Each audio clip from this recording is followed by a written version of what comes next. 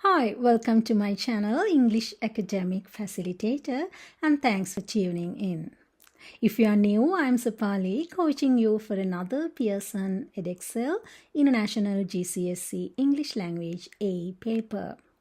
Today, as usual, I've given my sample answers for the paper, having discussed the techniques you need to use in your answers. So, without further ado, let's get started. Well, this is the paper you are discussing today. That is June 2018 morning paper 1, non-fiction texts and transactional writing. Section A reading. In this section, you are given two non-fictional texts. One is an unseen text, while the other is taken from your anthology. Text 1 talks about how the writer is trying to rescue a solitary penguin, and text 2 is based on the same theme, that is how Helen MacDonald meets for the first time the goshawk she has adopted after her father's death. The first three questions come from the text 1, whereas text 2 gives the other two questions in the section. So let's see how the text 1 describes an unexpected meeting of the writer with a penguin. You can take a couple of minutes to skim the text.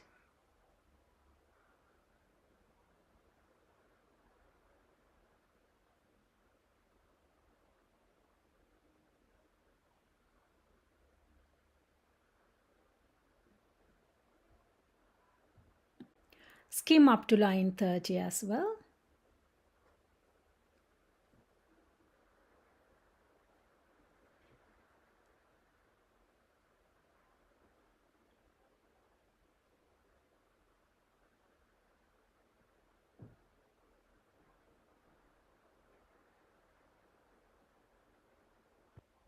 This section as well.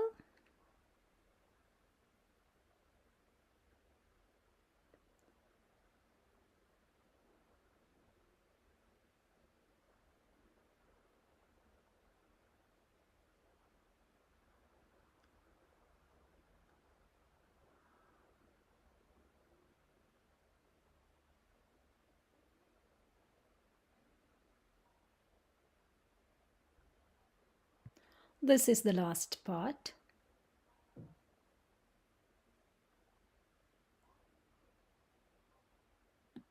You can spend 1.5 hours on this section, and let's see the first three questions based on text 1. Question number 1, from lines 1 to 4, select two words or phrases that describe the harbor.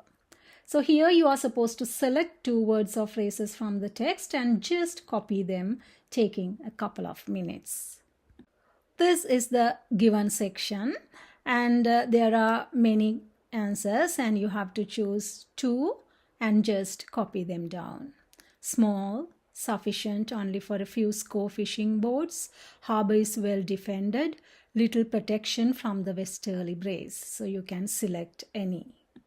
Question number 2. Look again at lines 7 to 18. In your own words, explain what the writer thinks and feels about what he says. This question is an own word question, so you need to identify the key words and replace them with suitable synonyms. Together with the synonym chosen, change the sentence structures and answer. This carries 4 marks, and make sure that you include 4 points in your answer.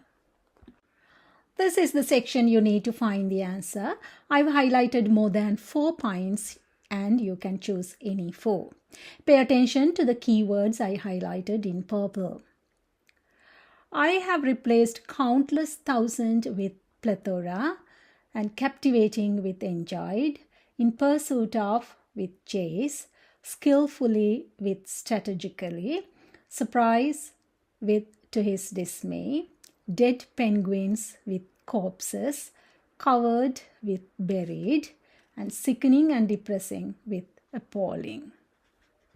This is my answer, and I have replaced all the keywords, and I have used my own structures. The writer enjoyed watching penguins chasing fish more strategically than seagulls. However, to his dismay, there weren't many penguins to share the plethora of fish in crystal clear water. As he was advancing to see more penguins, he was utterly disheartened to witness the appalling sight of corpses of penguins buried in a thick layer of oil and tar. So this is the answer. Question number 3, from lines 31 to 45, describe how and why the writer catches the bird. And here you have to support your points with brief quotations, and the question carries 5 marks. So this is the section that you need to find your answer. There are 2 things you need to consider in this question. One is how the writer catches the bird, and the other one is why he catches the bird. So first one reason is the writer wanted to know if the penguin's companions are alive or dead, and he was pondering they must be resting and recovering. And then he had an urge to rescue them if the place is cleaned. So that is the answer for why the writer catches the penguin. And then you need to find the answer for how he does it. Then he started accumulating rubbish from the water, and he distracted the penguin and dropped a piece of fishing net over its head and grabbed its feet. So that's how he does it. So let's see the answer. And this is the rest of the section that you need to find the answer. And now let's see how I answered. Here I started my answer for the first part, that is why the writer catches the bird. The writer wondered if the penguins might just be resting and recovering and so could have a chance to be rescued. He felt a surge of hope that he could help it. He also believed that it might be saved if it was cleaned. So that is the answer for the first part. And the quotations are highlighted. And afterwards, I answered the second part, that is how he does it. So he gathered some flotsam and jetsam from the beach to aid the capture. Being very cautious about approaching the bird like a gladiator, he distracted it with a piece of a fishing net. Having cast the net over its head, he pushed it over with a stick and then grabbed its feet, keeping his hand inside the bag. So that is how he does it. And this is the answer for the third question. Question number 4 is based on text 2, that is from H is for Hawk, and it is taken from your anthology. So there's no need to skim the text, and you can go to the question straight away. Okay.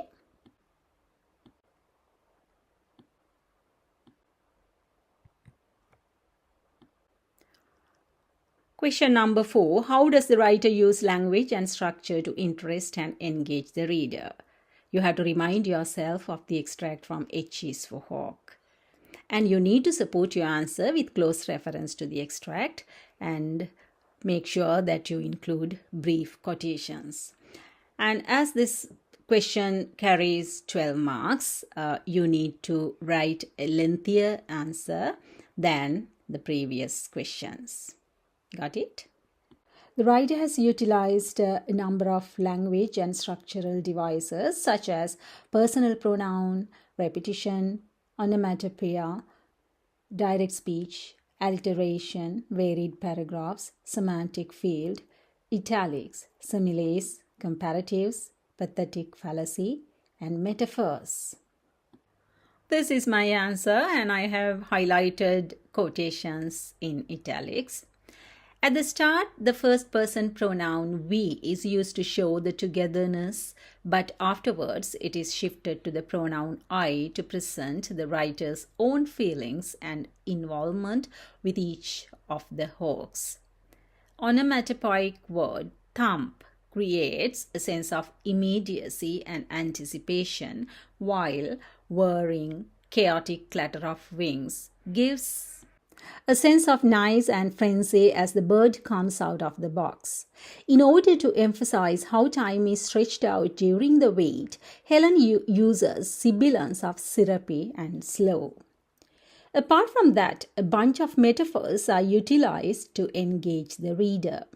To display the confrontation of the initial meeting, a metaphor battle is used, whereas the metaphorical phrase, a great flood of sunlight drenches us, creates pathetic fallacy to suggest the positivity and the sense of unusual state of the situation. In addition, conjuring trick, a broken marionette, a fallen angel, a griffin from the pages of an illuminated bestiary are used to describe the first bird to engage the reader.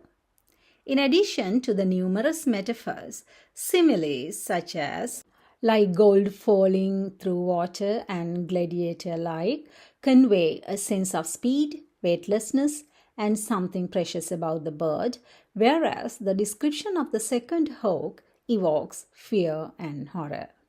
Furthermore, some comparatives such as younger, smaller are used to highlight the differences between the hawks, while smokier and darker intensify the sinister impression of the second hawk.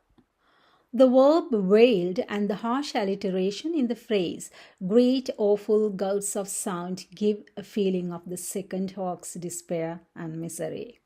Writers' urgency, anxiety, and panic are exposed by a number of language and structural devices. Semantic words, blank, crazy, and madness connected to the second hawk evokes the writer's panic. Additionally, the use of italics and repetition for this is my hawk, this isn't my hawk, but this isn't my hawk emphasizes Helen's feelings of disbelief and dread.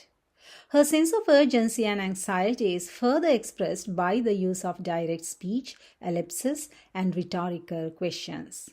And also, the last sentence leaves the reader suspense, wondering whether the writer is allowed to swap the hawks and receive the one she really wants. Finally, varied paragraphs changing the pace and tone interest the reader.